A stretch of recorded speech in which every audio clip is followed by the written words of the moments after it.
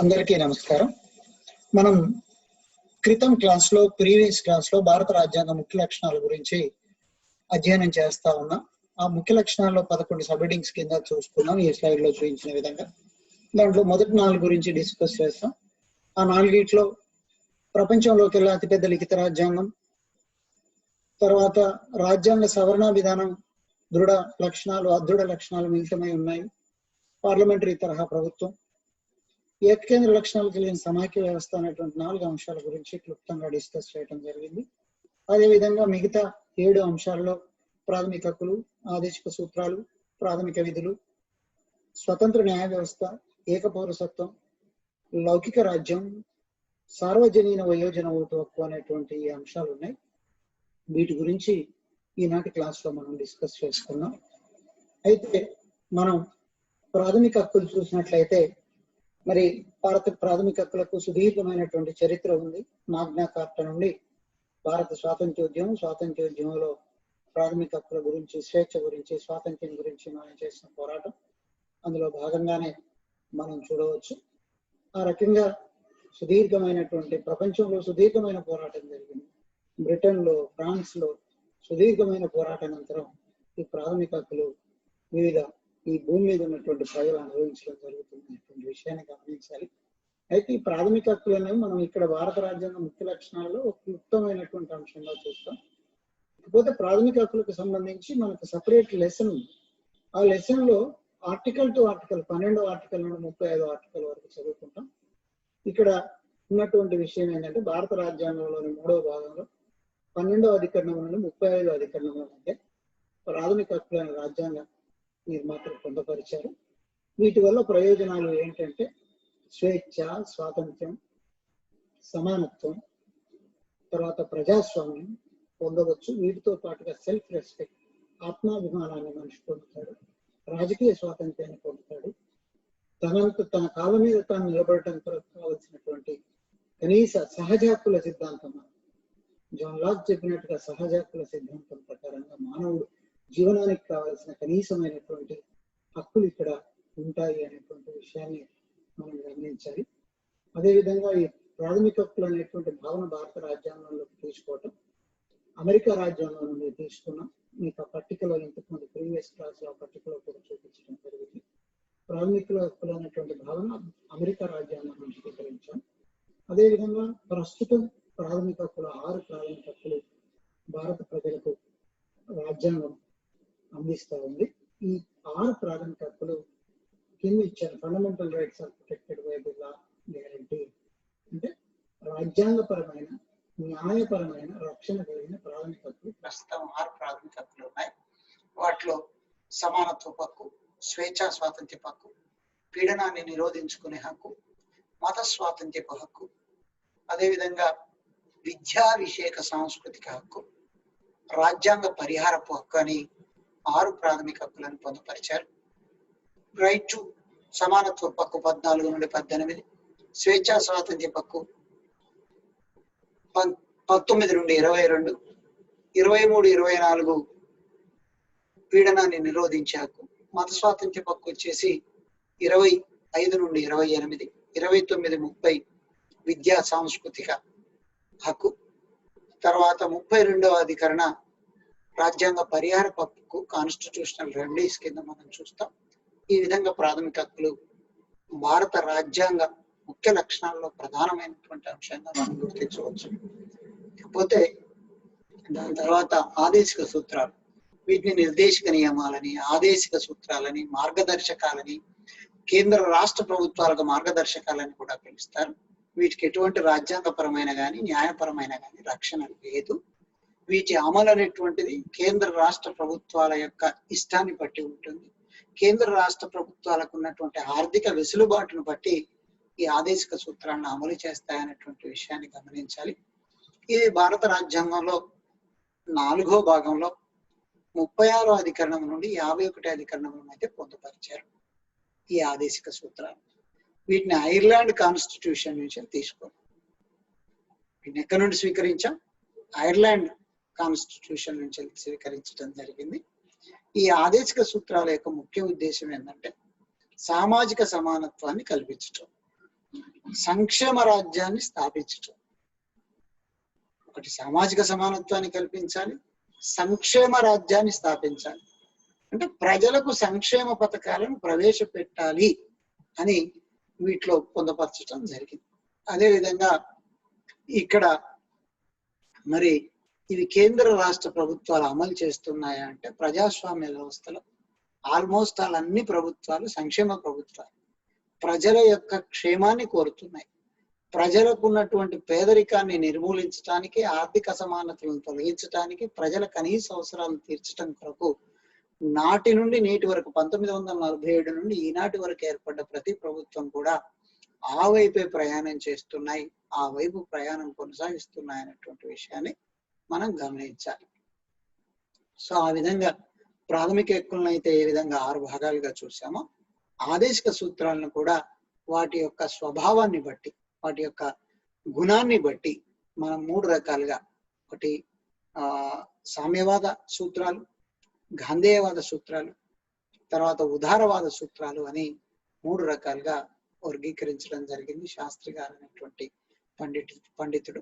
అంటే భారత రాజ్యాంగ చట్టంలో పేర్కొనబడ్డటువంటి అంశాలను, అవి ఇంగ్లీష్ లో అయితే socialistic principles, Gandhian principles, liberalistic principles అని ఉన్నాయి.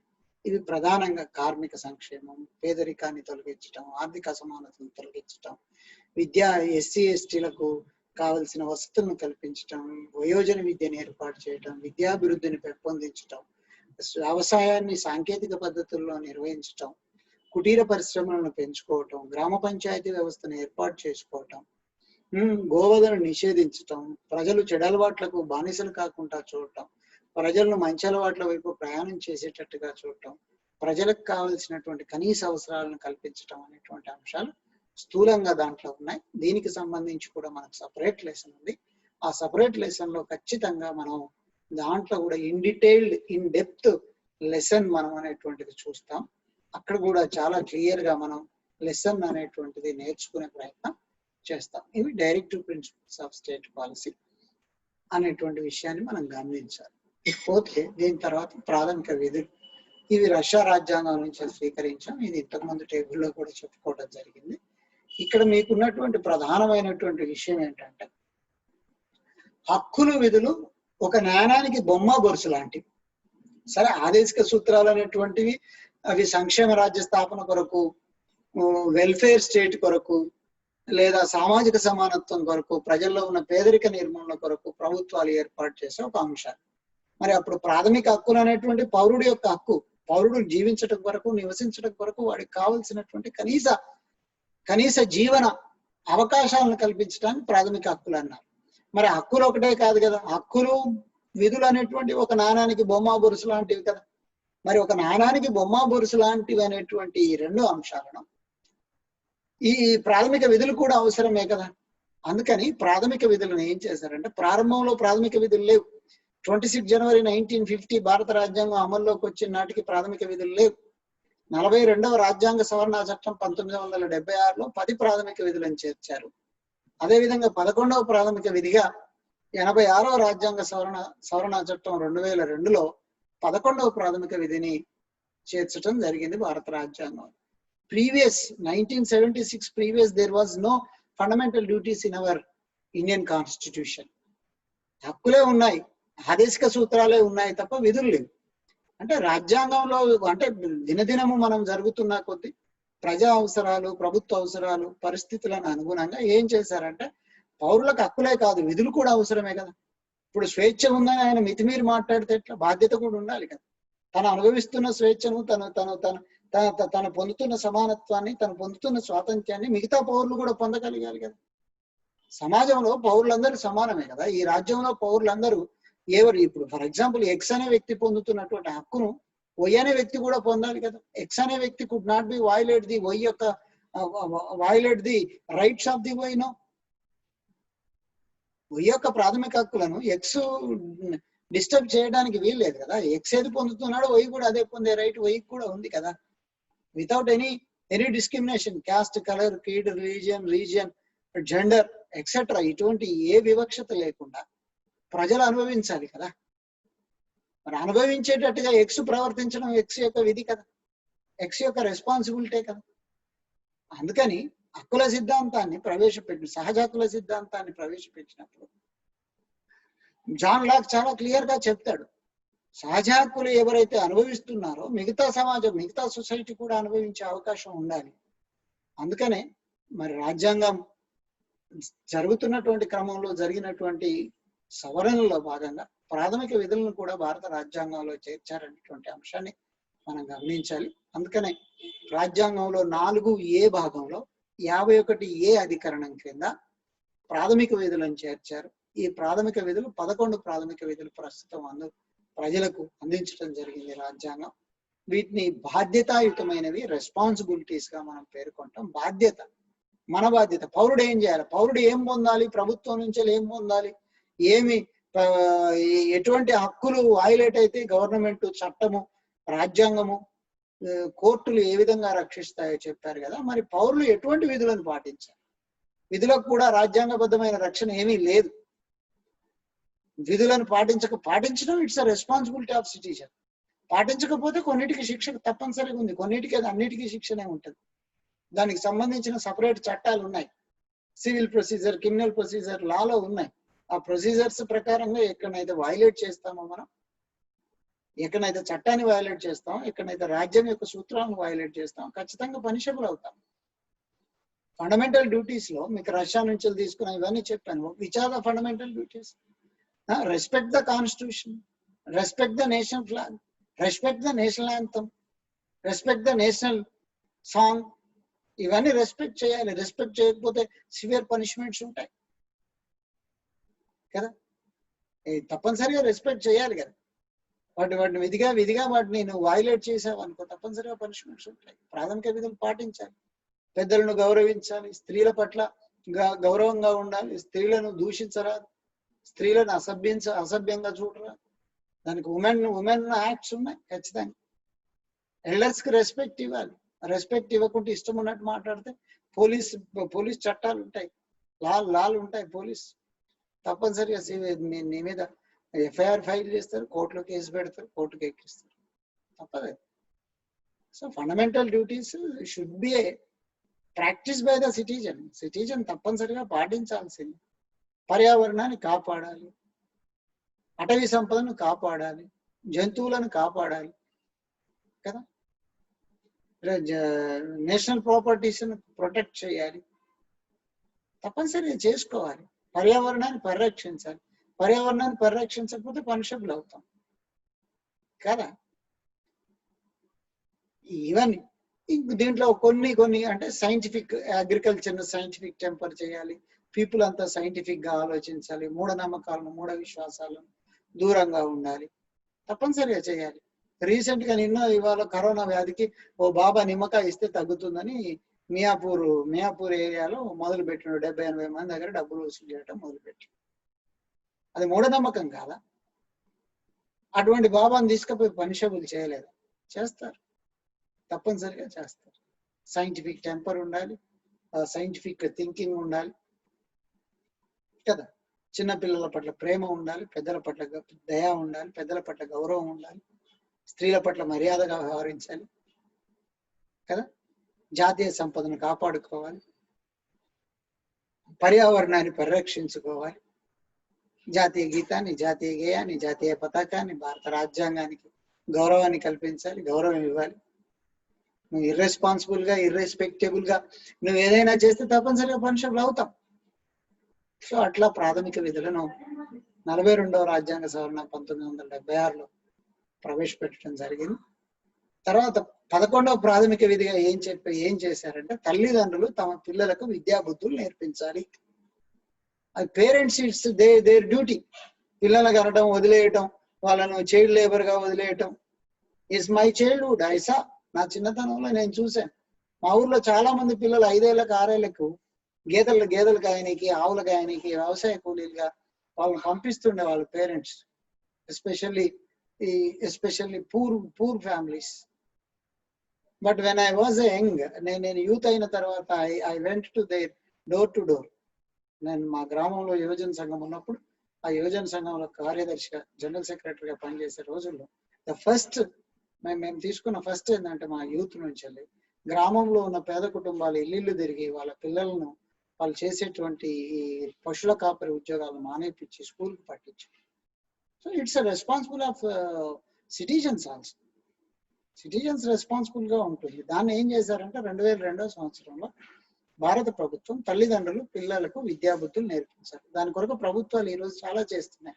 మధ్యాహ్న భోజన పథకం పెట్టింది, బుక్స్ ఇస్తున్నది, నోట్ బుక్స్ ఇస్తుంది, యూనిఫామ్ ఇస్తుంది. ఈరోజు మనకు ఆంధ్రప్రదేశ్, మనకు తెలంగాణలో అయితే గురుకుల విద్య ఈ మనకు గురుకుల విద్యను సోషల్ వెల్ఫేర్ కింద గురుకుల విద్యను ప్రొవైడ్ చేస్తున్నారు. తర్వాత జగ్జీవన్ రావు సోషల్ వెల్ఫేర్ స్కూల్స్ ఉన్నాయి. ఇటువంటి స్కూల్స్ లో పిల్లలకి అన్ని వసతులు, కేజీ టు పీజీ మొత్తం ప్రభుత్వమే అన్ని వసతులు కల్పించి పౌష్టికాహారం అందించి అద్భుతమైనటువంటి క్వాలిఫైడ్ టీచర్స్ తోటి టీచింగ్ ఇప్పించి విద్యా వ్యవస్థను పటిష్టం చేసే పరిస్థితులు ఈరోజు తెలంగాణ రాష్ట్రంలో ఉంది, ఆంధ్ర రాష్ట్రంలో ఉంది. ఆంధ్ర రాష్ట్రంలో అమ్మఒడి అనేటువంటి కార్యక్రమం ప్రవేశపెట్టారు. పేద తల్లి తన పిల్లవాడిని స్కూల్కి పంపిస్తే డైరెక్ట్ గా ఆమె అకౌంట్ డబ్బులు ఇవ్వటం, పౌష్టికాహారాన్ని పెట్టడం. తర్వాత ఈ తెలుగు మీడియం చదువుకున్న పిల్లలకు ఉద్యోగ అవకాశాలు తక్కువ వస్తున్నాయని వాళ్ళకి ఇంగ్లీష్ మీడియం నేర్పించడం, ఉద్యోగ అవకాశాలు ప్రపంచ స్థాయిలో పోటీ పడే అవకాశాలు ఉంటాయనేటువంటి ఒక సదుద్దేశంతో ప్రభుత్వాలు ఇటువంటి కార్యక్రమాలు చేపడతారు. సో మనం ఇవన్నిటిని చాలా జాగ్రత్తగా మనం ఆలోచించాల్సినటువంటి అవసరం ఉంటుంది అనేటువంటి విషయాన్ని గమనించాలి. అదేవిధంగా దీని తర్వాత మనకి ఫండమెంటల్ రైట్స్ తర్వాత ఇండిపెండెంట్ జ్యుడిషియరీ అనేటువంటి ఒక అంశం ఉంది. ఇండిపెండెంట్ జ్యుడిషియరీ ఏంటి? భారతదేశంలో న్యాయ వ్యవస్థ ఏకీకృతమైన న్యాయ వ్యవస్థ, సర్వస్వతంత్రమైన న్యాయ వ్యవస్థ. ఈ న్యాయ వ్యవస్థ తీసుకునే నిర్ణయాలు ఎవరిమైనా ప్రభావం చేయవు. అది రాజ్యాంగాన్ని పరిరక్షిస్తుంది. ప్రభుత్వాలు, శాసనశాఖలు చేసే చట్టాలు భారత రాజ్యాంగానికి వ్యతిరేకంగా ఉన్నట్టయితే వాటిని కొట్టివేసే అధికారం న్యాయ వ్యవస్థకు ఉంది. న్యాయ వ్యవస్థ సర్వస్వతంత్రమైనది. ఇది క్రమానుగత శ్రేణి సిద్ధాంతం ప్రకారంగా నిర్మాణమైంది. సుప్రీంకోర్టు, హైకోర్ట్స్ తర్వాత డిస్ట్రిక్ట్ కోర్టు నుండి డివిజనల్ కోర్ట్స్ నుంచి సబ్ డివిజనల్ కోర్ట్స్, ఇట్లా కోర్టులన్నీ అట్లా నిర్మాణం జరిగి ఉంది. హైరార్కికల్ సిస్టమ్ లో పిరమిడ్ ఆకారంలో నిర్మాణం జరిగి ఉంది. భారతదేశంలో అత్యున్నత న్యాయస్థానం సుప్రీంకోర్టు అత్యున్నత న్యాయస్థానం. అది రాజ్యాంగంలో ఉన్నటువంటి ప్రతి అంశాన్ని కూడా వివరణ ఇస్తుంది. రాజ్యాంగం ప్రకారంగా రాజ్యాలు, ప్రభుత్వాలు నడుచుకునేటట్టు చూస్తుంది. నడుచుకోనట్లయితే ఇట్లా నడవాలని డైరెక్షన్స్ చేసేటువంటి రైటు న్యాయ వ్యవస్థకు ఉన్నది అనేటువంటి విషయాన్ని మనం గమనించాలి.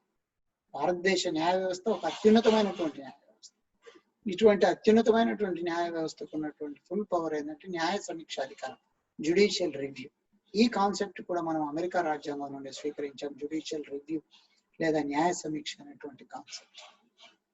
అఫ్ కోర్స్ భారత రాష్ట్రపతి చేత సుప్రీంకోర్టు ప్రధాన న్యాయమూర్తి, ఇతర న్యాయమూర్తులు నియమించబడతారు. నియమించడానికి ఒక క్వాలిఫికేషన్స్ ఉన్నాయి. ఆ క్వాలిఫికేషన్స్ ప్రకారంగా దేవర్ అపాయింటెడ్. ప్రభుత్వానికి 3 అంగాలు ఉన్నాయి. ఒకటి శాసనశాఖ, 2 కార్యనిర్వాహక శాఖ, 3 న్యాయశాఖ. ఈ మూడు శాఖలు కూడా 3 బ్యాలెన్స్డ్ గా they have to work in their respective according to act. చట్టం ప్రకారంగా చట్ట పరిధిలో ఈ 3 శాఖలు తమ పరిధిలో తాము పని చేసుకుంటూ పోవాలి. ఎప్పుడైతే శాసనశాఖ కానీ కార్యనిర్వాహక శాఖ కానీ చట్టాన్ని అధిగమించినప్పుడు చట్టంలో ఫలానా ఈ అంశం ఉంది, దీన్ని పాటించాలి అని నొక్కి ఒక్కానించే అధికారం సుప్రీంకోర్టుకు, హైకోర్టులకు, న్యాయ వ్యవస్థకు ఉందనేటువంటి విషయాన్ని ఇక్కడ మనం గమనించాలి. సో ఇట్లా మరి క్రమానుగత శ్రేణి ప్రకారంగా న్యాయ వ్యవస్థను ఏర్పాటు చేశారనేటువంటి విషయాన్ని మనం గమనించాలి. ఇకపోతే ఏకపౌరసత్వం. మీకు ఫెడరల్ గవర్నమెంట్ చెప్పేటప్పుడు ఏకపౌరసత్వం అనేటువంటి అంశాన్ని కూడా చాలా వివరంగా చెప్పడం జరిగింది. ఒక మాట ఏంటంటే మీరు ఇక్కడ గమనించాల్సింది, భారతదేశంలో ఏకపౌరసత్వమే ఉన్నది. అది ఇప్పుడు అమెరికా లాంటి దేశంలో 2 రాష్ట్ర పౌరసత్వం ఉంటుంది, కేంద్ర పౌరసత్వం ఉంటుంది. భారతదేశం సమైక్య దేశం అయినప్పటికీ 29 రాష్ట్రాలు, సరే కాశ్మీర్ పోయిన తర్వాత 28 రాష్ట్రాల కూడికతో ఉన్నటువంటి ఈ దేశంలో భారతీయులందరూ ఒకే ఒక పౌరసత్వం, అదే భారతీయత, అదే Indian citizenship. There is no another citizenships. రాష్ట్రాల పౌరసత్వం లేదు. ఎందుకు లేదు? ఒకే పౌరసత్వం ఉంది. దీనికి కారణాలు మనం గతంలో కూడా డిస్కస్ చేసుకున్నాం. బలమైన కేంద్ర ప్రభుత్వాన్ని ఎందుకు ఏర్పాటు చేశారు? భిన్నత్వంలో ఏకత్వాన్ని సాధించడం కొరకే ఏకపౌరసత్వాన్ని ఏర్పాటు చేశారు. భిన్నత్వంలో ఏకత్వాన్ని సాధించడం కొరకే సుదీర్ఘమైనటువంటి రాతపూర్వకమైనటువంటి రాజ్యాంగాన్ని రాశారు. భిన్నత్వంలో ఏకత్వాన్ని సాధించడం కొరకు స్వాతంత్ర్యం వచ్చే నాటికి భారతదేశంలో ఉన్నటువంటి కొంత అలజడిని అంతటిని కూడా ఏకీకృతం చేసి మనమంతా భారతీయులం అని ప్రపంచానికి చాటి చెప్పడం కొరకే ఒక బలమైనటువంటి కేంద్ర ప్రభుత్వాన్ని ఏర్పాటు చేశారు. ఆ క్రమంలోనే ఇక్కడ భారత రాజ్యాంగంలోని అధికరణ 5 నుండి 9 అధికరణముల మధ్య సిటిజన్షిప్ గురించి చాలా వివరంగా పేర్కొనడం అనేటువంటి విషయాన్ని మనం గమనించాలి. సో అదే విధంగా సింగిల్ సిటిజన్షిప్ తర్వాత సెక్యులర్ స్టేట్, లౌకిక రాజ్యం. భారతదేశానికి ఉన్నటువంటి ఒక గొప్ప భారత రాజ్య వ్యవస్థకు ఉన్నటువంటి మరొక గొప్ప లక్షణం ఏంటంటే లౌకిక రాజ్యం. ఏంటిది లౌకిక రాజ్యం? భారతదేశం, అఖండ భారతదేశం మత ప్రాతిపాదికన పాకిస్తాన్ గా డివైడ్ అయింది. ఈస్ట్ పాకిస్తాన్, వెస్ట్ పాకిస్తాన్ గా డివైడ్ అయింది. వెస్ట్ పాకిస్తాన్ తర్వాత కాలంలో బంగ్లాదేశ్, ఈస్ట్ పాకిస్తాన్ తర్వాత కాలంలో బంగ్లాదేశ్ గా మారిపోయింది. వెస్ట్ పాకిస్తాన్ గా ఉంది. అంటే భారతదేశంలో భాగమైనటువంటి ప్రాంతాలు విడిపోయి బంగ్లాదేశ్ మత ప్రాతిపాదికమే, పాకిస్తాన్ మత ప్రాతిపాదిక దేశం. కానీ భారతదేశం ఏ మత ప్రాతిపాదిక దేశము కాదు. భారతదేశ ప్రభుత్వము కానీ, రాజ్యాంగము కానీ, ప్రభుత్వ విధానాలు కానీ, పాలసీస్ కానీ ఏ మతము ఆధారంగా, ఏ మత సూత్రాల ఆధారంగా, బైబుల్ ప్రిన్సిపల్స్ ప్రకారము, భగవద్గీత ప్రిన్సిపల్స్ ప్రకారము, ఖురాన్ ప్రిన్సిపల్స్ ప్రకారము నడవదు. రాజ్యాంగ చట్టం ప్రకారం నడుస్తుంది ప్రభుత్వం. అన్ని మతాలకు సమానమైన అవకాశాలు ఉంటాయి. అన్ని మతాలు కంప్లీట్ గా మనకు ఫండమెంటల్ రైట్స్ లో గ్యారంటీ రైట్ ఉంది. Right to freedom of religion, మత స్వాతంత్ర్యపు హక్కే ఉన్నది సపరేట్ గా. 25, 26, 27, 28, 4 అధికరణలు భారత రాజ్యాంగంలో సవివరంగా 27 ఆర్టికల్ నొక్కి ఒక్కానిస్తుంది. భారతదేశం ఈజ్ ఏ లౌకిక రాజ్యము అని. ప్రపంచంలో ప్రపంచంలో ఉన్న అన్ని మతాలు భారతదేశంలో విలసిల్లుతున్నాయి. అన్ని మతాల మధ్య మత సామరస్యం ఉంది. అక్కడక్కడ చిన్న చిన్న సంఘటనలు ఉండొచ్చు, మత కల్లాలు ఉండొచ్చు, కానీ తగ్గుతున్నాయి. People when they educated, when they are mingle with one culture to another culture, mingle అయ్యి ముందుకు సాగుతున్నటువంటి సందర్భాలు ఉన్నాయి. సరే, కొంతమంది అంటారు దేశ విభజన జరిగినప్పుడు పాకిస్తాన్ ముస్లిం ఆధారంగా డివైడ్ అయినప్పుడు భారతదేశం హిందూ ఆధారంగా ఎందుకు డివైడ్ కాలేదని. కానీ ఆ రోజు ఉన్నటువంటి కాల పరిస్థితుల ఆధారంగా ఆ రోజు మరి తప్పనిసరిగా సెక్యులర్ స్టేట్ కిందనే ఉండాలని ఆనాడు పెద్దలు నిర్ణయించారు. దాని తర్వాత జరిగినటువంటి పరిణామాలు కూడా ఉన్నాయి. మనం వాటి జోలికి వెళ్ళకుండా మనం పొలిటికల్ సైన్స్ కాన్సెప్ట్ లోనే మనం డిస్కస్ చేసుకోవాల్సినటువంటి అవసరం ఉంది. సో అట్లా మనకు భారతదేశం ఒక సెక్యులర్ స్టేట్ గా, ఒక లౌకిక రాజ్యంగా కొనసాగుతుంది అనేటువంటి విషయాన్ని గమనించాలి. ఇకపోతే last but not least, this is the సార్వజనీన వయోజన ఓటు. భారత ప్రజాస్వామ్యానికి ప్రాణవాయువు లాంటి భారత ప్రజాస్వామ్యం గత 70 సంవత్సరాల నుంచి ఫడరవిల్లుతుంది అంటే భారతదేశ ప్రజల భాగస్వామ్యం ఉండటమే. భారతదేశ ప్రజలు, నేను నా చెవులార విన్నాను, నేను నా చిన్నతనంలో విన్నాను. నేను ఎలక్షన్ ఆఫీసర్గా ఉద్యోగం వచ్చిన తర్వాత ఎలక్షన్ ఆఫీసర్గా పనిచేసిన సందర్భాల్లో కూడా ఓటు వేయకపోతే ప్రాణం పోయినట్టు, మనిషి లేనట్టు అని గ్రామాల్లో ప్రజల యొక్క ఆలోచన నానుడిలో ఉన్నది. విచిత్రం ఏంటంటే భారతదేశంలో ఎడ్యుకేటెడ్ పీపుల్ ఓటేస్తలేదు, వాళ్ళని ఎడ్యుకేట్ చేయాల్సి వచ్చింది. గ్రామాల్లో ప్రజలను ఎడ్యుకేట్ చేయడం కాదు ఓటేయమని. those who are the educated people, those who are the class people could not be casting their vote. వాళ్ళ ఓట్లు వాళ్ళు వేయట్లేదు. ఇది పరిస్థితి. సరే, అఫ్ కోర్స్ కొంత మార్పు వచ్చింది. ప్రెసిడెంట్ ఆఫ్ ఇండియా నుండి which are the celebrities, which are the cinema celebrities కానీ, వ్యాపారవేత్తలు కానీ, రాజకీయ నాయకులు కానీ, ప్రముఖులు కానీ అందరూ ఓటేస్తున్నారు ఈరోజు. అప్రిషియేట్ చేయాల్సినటువంటి విషయం. ఓట్ అనేటువంటిది అంటే ప్రజాస్వామ్య వ్యవస్థ బ్రతకాలి అన్నా, మంచి పాలకులను ఎన్నుకోవాలి అన్నా, బాధ్యతాయుతమైన ప్రజలు బాధ్యతాయుతమైన ప్రభుత్వాలను ఎన్నుకుంటారు. అది ప్రజాస్వామ్య నానుడి, ప్రజాస్వామ్య సూత్రం.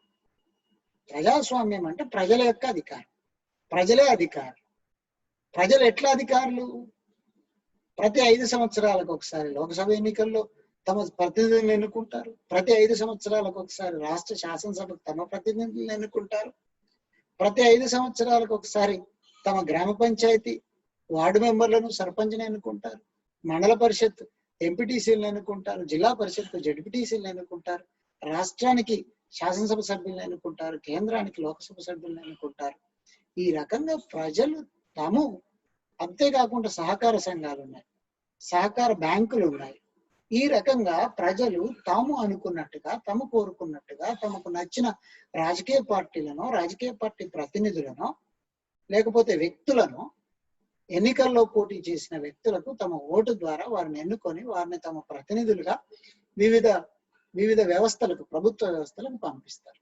వాళ్ళు ప్రజాప్రతినిధులుగా వచ్చి ప్రజలకు ఓటేస్తారు. ప్రజలకు సర్వీస్ చేస్తారు. ప్రజలు ఓటేస్తారు, ప్రతినిధులు సర్వీస్ చేస్తారు. సో ఇట్లా రైట్ టు ఓట్, సార్వజనీన వయోజన ఓటు. ఇక్కడ కులము, మతము, జాతి, పుట్టుక దేనితో సంబంధం లేదు.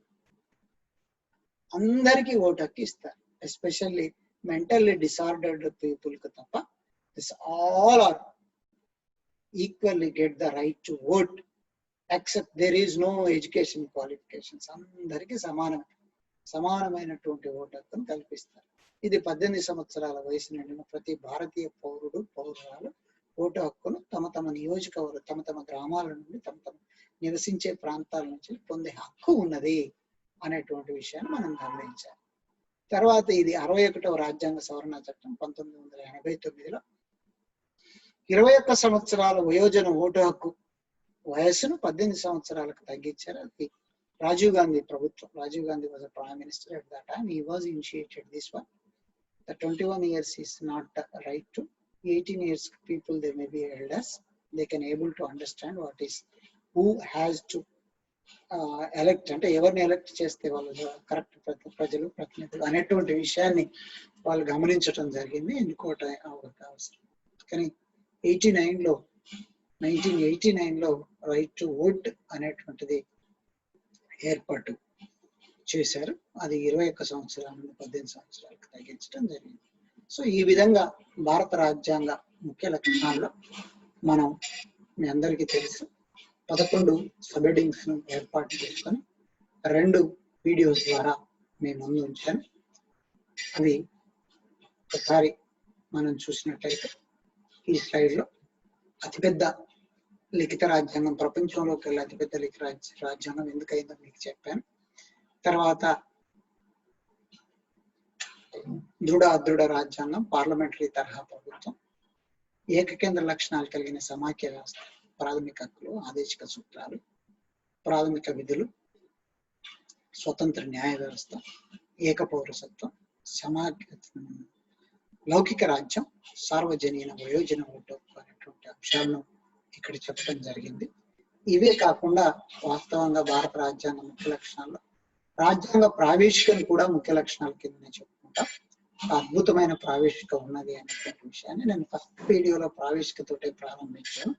అద్భుతమైన ప్రావేశిక అనేటువంటిది ఇక్కడ ఉన్నది. అదే విధంగా ప్రావేశికలో చెప్పినటువంటి SSDR,